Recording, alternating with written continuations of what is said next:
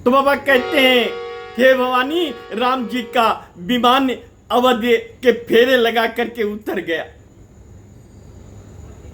सब अफरा तफरी मची है, पूरी अवध उत्साह में डूबी हुई है। हर कोई इधर उधर एक दूसरे को बेचते हुए राम जी का दीदार, राम जी के दर्शन करना चाहते हैं। देवता से लेकर के मनुष्य तक, नाग किन्नर पशु पक्षी, सबकी नजरें केवल राम की तरफ है। तीनों लोक 14 भुवन अवध की भूमि पे विराजमान है। राम जी जैसे विमान से उतरते हैं, पुष्पक से कहते हैं कि आप कुबेर के पास जाइए और सकल कपि समूहों के साथ राम जी अवध की धरती पे चरण रखते हैं। भरत राम जी को प्रणाम करते हैं। स्त्रियां आरती करने के लिए थाल सजा करके खड़ी है। महारानी सब थाल सजा करके, कौशल्या, सुमित्रा सब थाल सजा करके खड़ी है। राम जी की नजरें माता कैकेयी को ढूंढ रही हैं। राम जी की नजरें माता कैकेयी को ढूंढ रही हैं। भरत से कहते हैं कि भरत, मेरी मां कैकेयी नहीं दिखाई दे रही है, मेरी मां कैकेयी नहीं दिखाई दे रही है। कैकेयी लज्जा के कारण, हे भवानी, लज्जा के कारण, शर्म के मारी राम जी के आरती उतारने के लिए नहीं आई, महल में बैठी है, चुप करके महल में बैठी है। राम जी भाग जाते हैं। भरत से कहते हैं कि तब तक हम महल में प्रवेश नहीं करेंगे जब तक कि मेरी मां कैकेयी मेरी आरती नहीं उतारेगी। बैठ जाते हैं राम जी अनशन करके। सारा समाज दंग रह गया। कौशल्या जिस्मानी जन्म दिया वो खड़ी है, सुमित्रा खड़ी है, सारे नगरवासी आरती की थाल लेकर के खड़े हैं। लेकिन राम जी सीता के साथ बैठ गए भूमि पे और कहा, हे भरत, मेरी मां जब तक मेरी आरती कैकेयी मां मेरी नहीं उतारेगी तब तक ये राम अवध में प्रवेश नहीं करेगा महल में। भरत दौड़ करके कैकेयी के पास जाते हैं। कैकेयी के महल में प्रवेश करते हैं। कैकेयी रो रही है। कैकेयी लज्जित है, आत्मग्लानि है। भरत कहते हैं, पूछती, भरत राम आ गया। भरत कहते हैं कि बड़ी भाग्यशाली हो मां कि भैया अनशन करके बैठ गए हैं। वो कह रहे हैं कि पहली आरती जब तक मेरी कैकेयी मां नहीं उतारेगी तब तक हम महल में प्रवेश नहीं करेंगे। ऐसा पुत्र, आपने उन्हें 14 वर्ष कठिन वनवास दिया, फिर भी आज भी उनके हृदय में आपके लिए अपार स्नेह है। चलिए, आप अगर नहीं उनकी आरती उतारेंगी तो वो भौजाई के साथ बैठ गए। बाबा कहते हैं, कैकेयी आती है, राम जी की आरती उतारती है। सारा नगर हर्षोल्लास से आनंद में झूमने लगा। पुत्र हो तो राम जैसा हो और माता हो तो कैकेयी जैसी हो। बाबा लिखते हैं कि राम ही मिलत काया के, राम ही मिलत काया के, हृदय बहुत साकुचान। राम जी कहते हैं कि मां, भरत जी से कहते हैं मां की आरती थाल पकड़ो भरत, और कैकेयी से कहते हैं ये मां मुझे अपने हृदय से लगा ले तू। ये राम बहुत दिन हो गए तुम्हारे हृदय से लगे हुए, रोज तुम्हारी याद आ रही थी। मां का हृदय कैकेयी चाहते हुए राम जी को हृदय से लगा लेती है। राम जी लिपट जाते हैं मां के हृदय से। कौशल्या देख रही है आनंद से भर गई।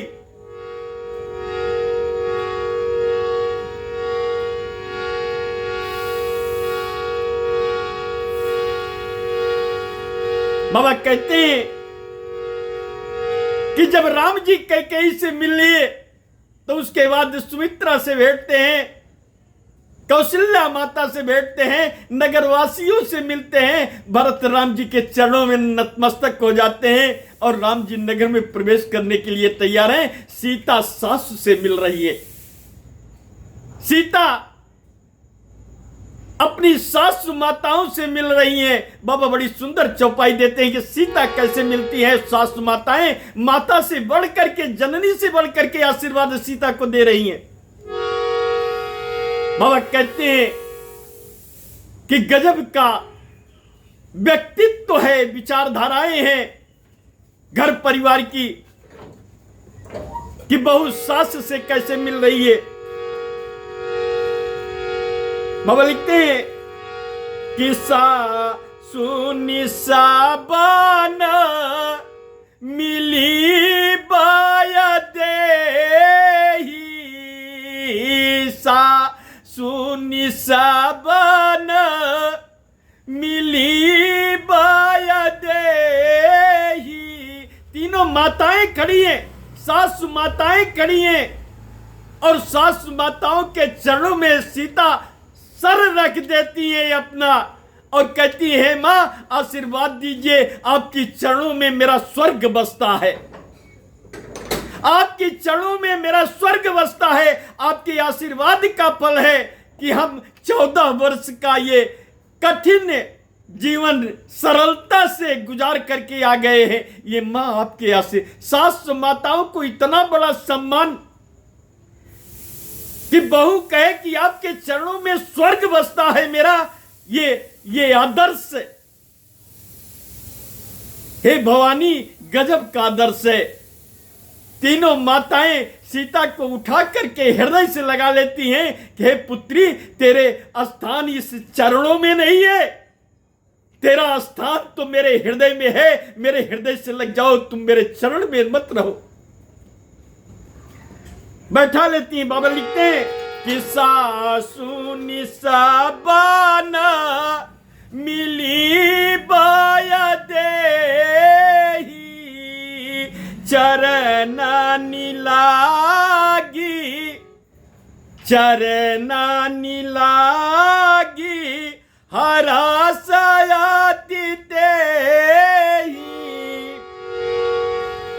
तीनों माताएं वैदेही को अपने हृदय में लपेट लेती हैं, छिपटा लेती हैं और कैकेयी वैदेही के सर पे, सीता के सर पे हाथ फेरते हुए कहती, हे पुत्री, मेरी उम्र भी लग जाए तुझे, ये जीवन, संपूर्ण जीवन मेरा उम्र भी अगर शेष है तो तुझे लग जाए पुत्री।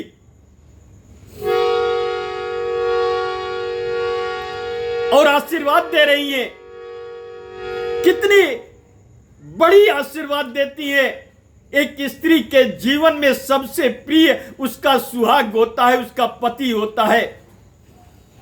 प्रथम उसके गिरस्त में जिस पति ने उसकी मांग भरी है, उसे साथ चलने का, जीवन भर खुशहाल रखने के वचन दिए हैं, वो सबसे प्रिय उसके जीवन भर होता है।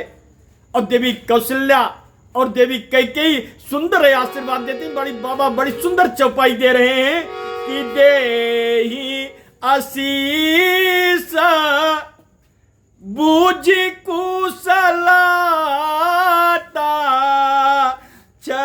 देही आशीष बूझी कुशलता,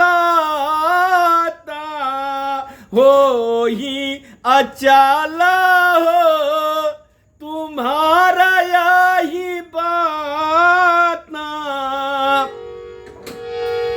कहती है कि तुम्हारा सुहाग इस धरती पे अचल रहे, अमर रहे, और जब तक कि गंगा जमुना में जलधारा बहती रहे, हे सीता, तुम्हारा सुहाग इस धरती पे तुम्हारे साथ बना रहे। ये माताएं आशीर्वाद दे रही हैं, हृदय से दे रही, फॉर्मेलिटी नहीं है। और उनकी आंखों से आंसू गिरने लगे। सीता का बदन भीग गया मां के आंसुओं से। सास माताओं के हृदय के आंसू सीता के बदन पे गिरे। सीता कहती है कि मां, आज मैं पवित्र हो गई, पावन हो गई, धन्य हो गई। ईश्वर करे कि ऐसी सास, ऐसी बहू दुनिया में सबको मिले।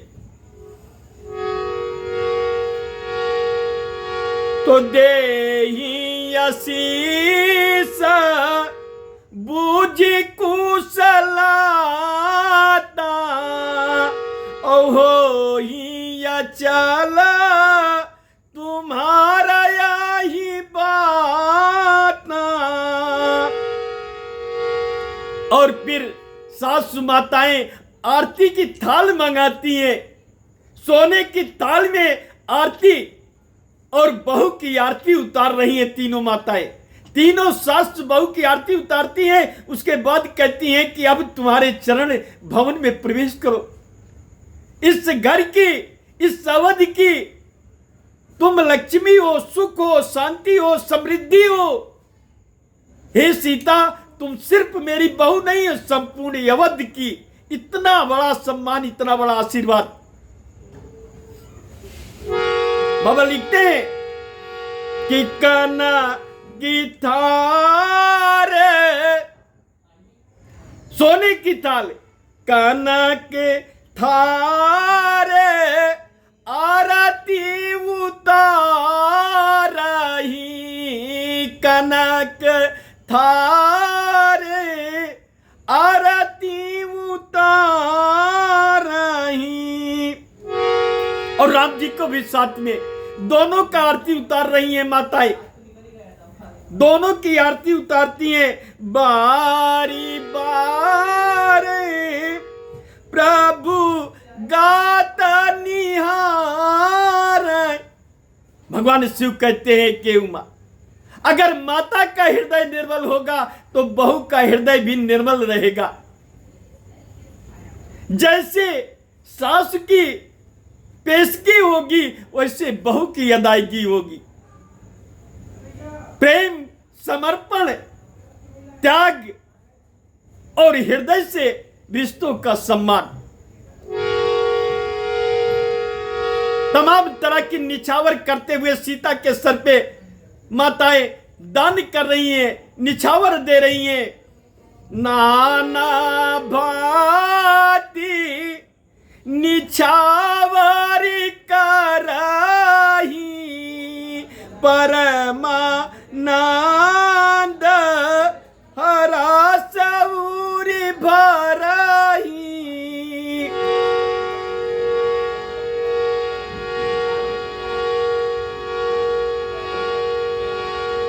सारी अवध में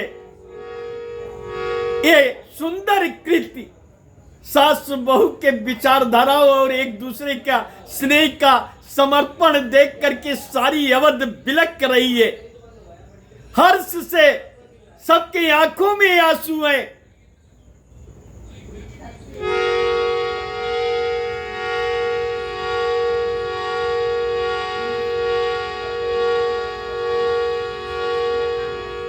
गगन मंडल पे पुष्पों की वर्षा हो रही है।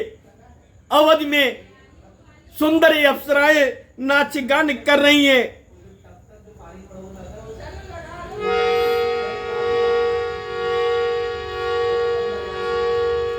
फिर कौशल्या जी के दोनों राम और सीता, कौशल्या कैकेयी सुमित्रा के चरण छूते हैं, फिर आगे बढ़ते हैं।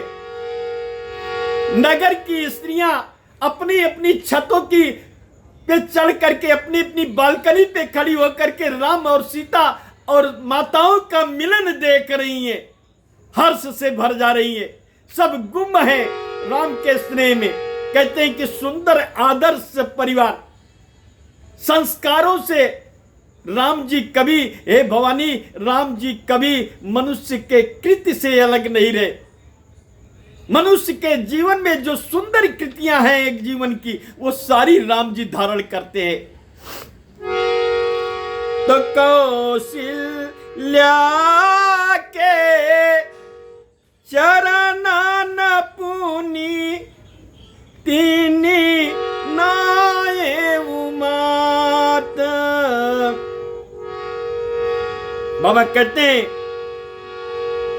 कि चारों तरफ सोने के कलश में दीप जला दिए गए हैं अवध में। कहीं ऐसी कोई बिंदु नहीं है जहां में कि सोने के दीप न जगमगा रहे हो। संपूर्ण अवध हंस रही, खिलखिला करके तीनों लोक 14 भुवन में जो जहां देख रहा है वही जगमगा रही है अवध। मंगल कलश पताके दीप सब अवध में सजा दिए गए हैं।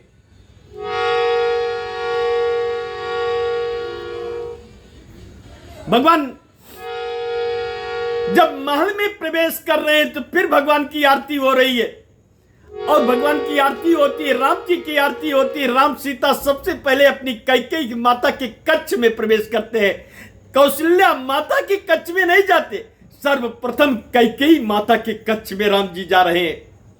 महल में चरण रखते ही कैकेयी मां के कक्ष में जाते हैं। प्रभु लिखते हैं कि प्रभु जानिया काया के लजानी। अभी मां का हृदय कंपन कर रहा है। मां के हृदय में संकोच है कि मैंने अपने अजीजे राम को वनवास दे दिया है।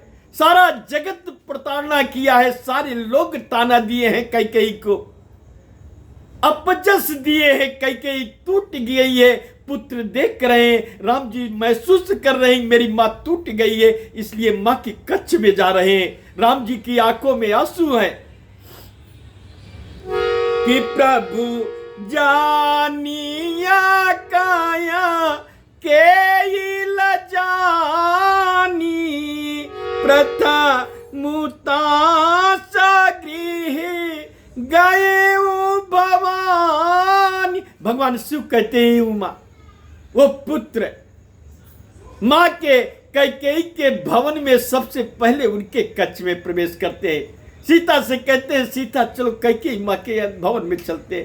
कैकेयी से कहते हैं मां मुझे अपने भवन में पहले ले चलिए। बरसों गुजर गई है भवन देके, जिस भवन में रात्रि में मैं आपके साथ नींद लेता था।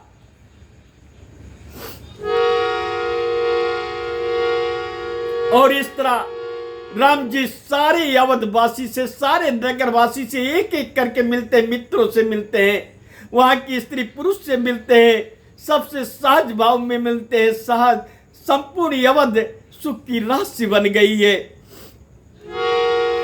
अवध पुरी आयाती रुचिरी बनाई देवा न सुमाना वृष्टि झारी लाई। सारे देवता संपूर्ण अवध में पुष्प वर्षा कर रहे हैं, राम जी के दीदार की तरस रहे हैं कि एक झलक राम जी की मिल जाए, एक झलक मिल जाए।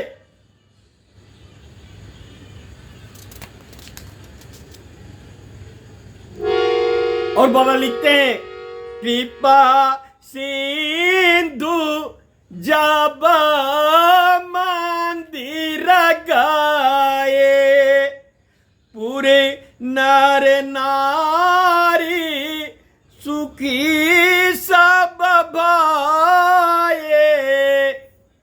अवध में एक पूर्वजों का मंदिर बना है, सारे पूर्वजों की तस्वीरें वहां लगी है।